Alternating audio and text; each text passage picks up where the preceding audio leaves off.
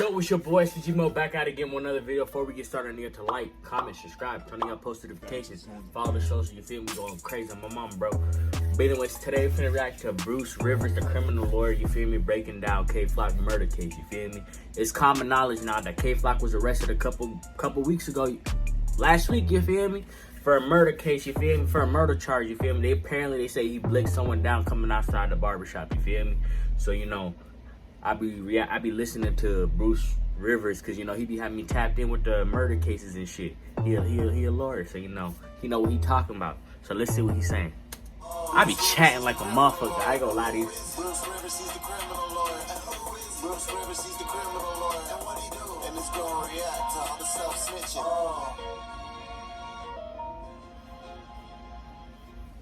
Hi, this is Bruce Rivers. Welcome to another episode of Criminal Lawyer Reacts, CLR. I'm Bruce Rivers, board certified criminal defense lawyer.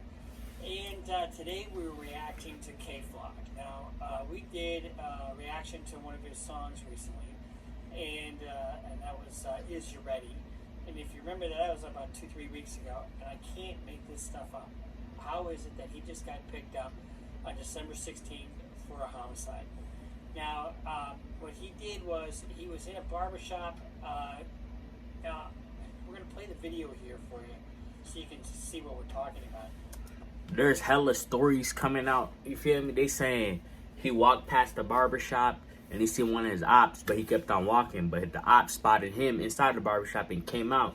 So they saying he can claim self-defense because he walked away from the danger and blicked dude down.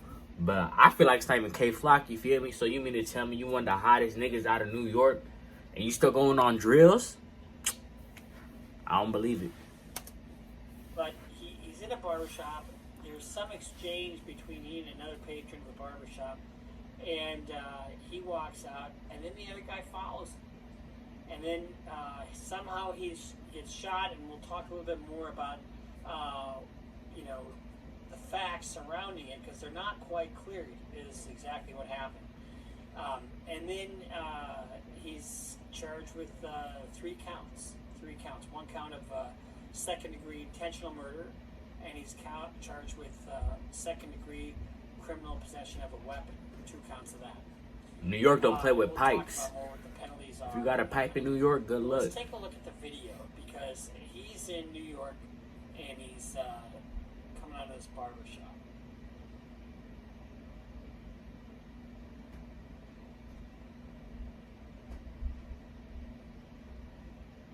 So now, this video that's been posted all over the internet doesn't really show Kevin Perez, aka Kay Flock.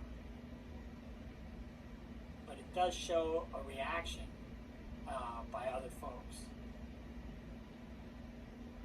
So you get kind of a timing of what's going on. So these people probably heard the gunshot and now they're reacting to it.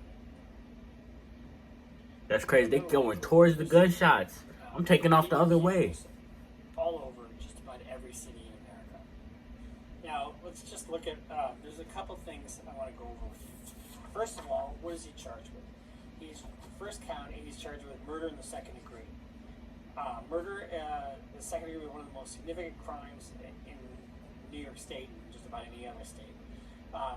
It is called an A1 felony, and you could very likely get a life sentence if you're convicted. And even if you don't get a life sentence, there's a mandatory minimum sentence of 15 to 40 years. It's called indeterminate sentencing. Wait, he just said even if he doesn't get convicted, he got a minimum to 15 to 40 years. He not getting convicted. Why the fuck he got to do the time? You feel me? That shit make no sense. Next, he's also charged with criminal possession of a firearm. In New York, you can't just own or possess in public, for that matter, a firearm. You have to have a permit. And it carries with it a 15-year penalty, but there's a mandatory minimum penalty of 3.5 years. So, and that's something that the judge doesn't have any discretion with whatsoever. It's called mandatory sentencing.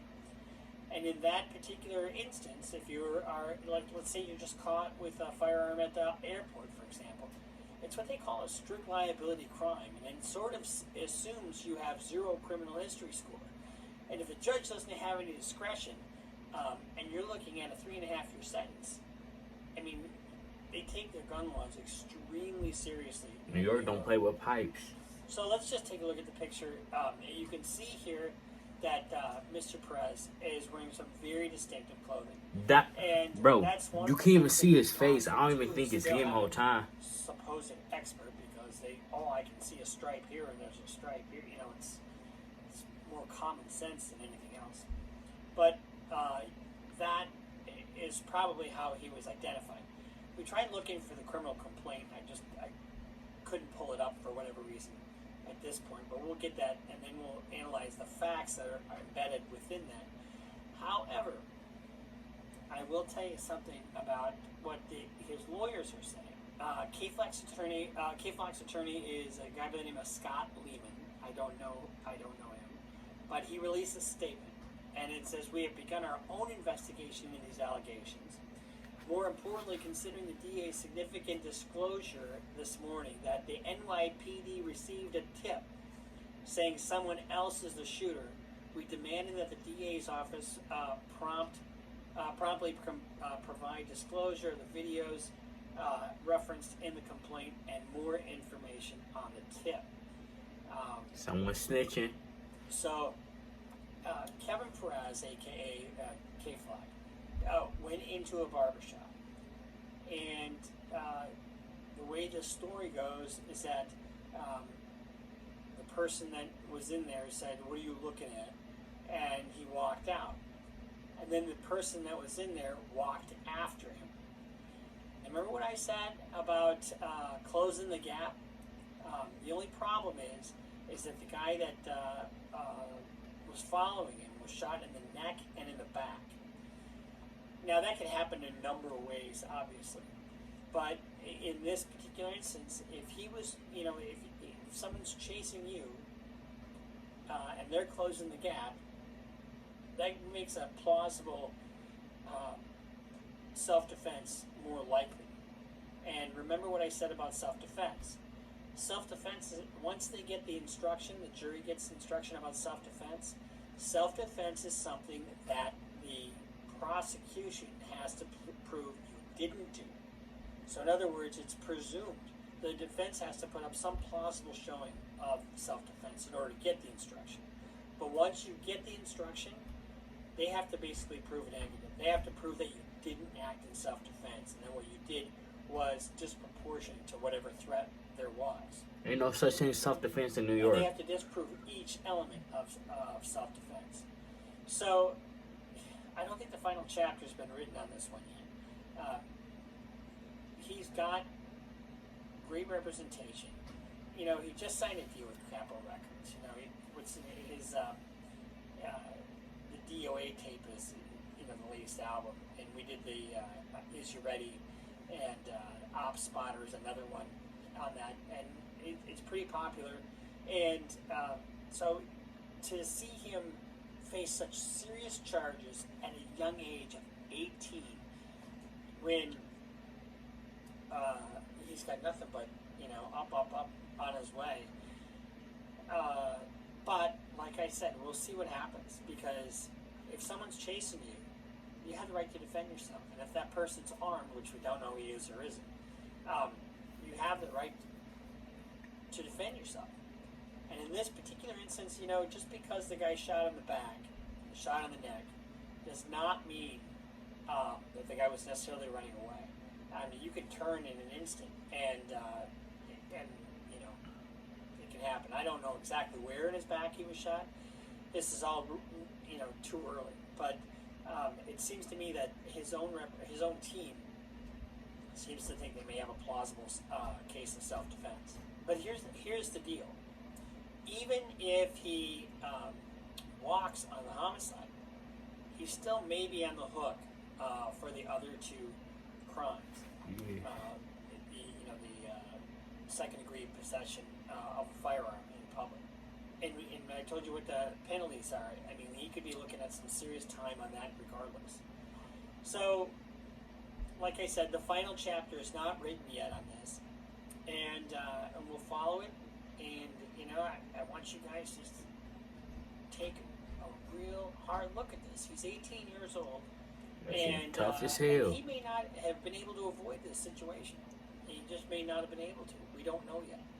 And it sounds like there's a tipster who said somebody else was doing the shooting.